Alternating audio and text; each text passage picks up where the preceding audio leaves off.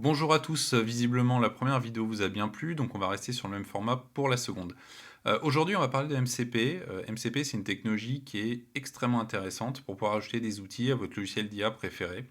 C'est souvent un peu difficile à configurer, donc chez This on a voulu rendre ça très très simple. On vous montre ça tout de suite. Pour cet exemple, on va se servir de ODHD. ODHD, c'est un prestataire de données financières, donc très professionnel, qui fournit des données sur 150 000 actions sur 30 ans avec plein d'analyses complémentaires, donc vraiment un service professionnel. Et donc qui propose aussi un serveur MCP, donc c'est ce qu'on voit ici. Et en fait, on a besoin d'une seule info qui est l'adresse du serveur qu'on vient de copier.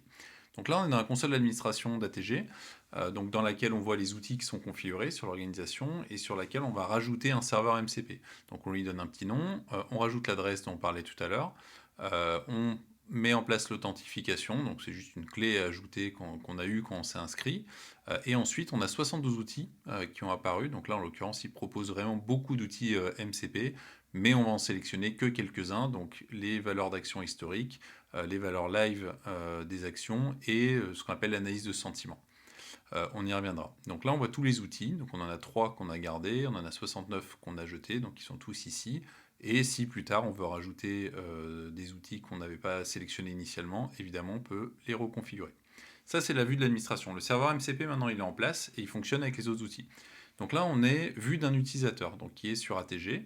Dans une entreprise qui a des participations financières, il pose la question quelles sont nos 5 plus grosses participations actuelles.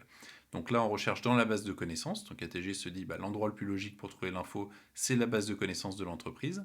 Il déclenche cet outil et on a la réponse ici, donc les 5 participations principales avec la source qui est citée.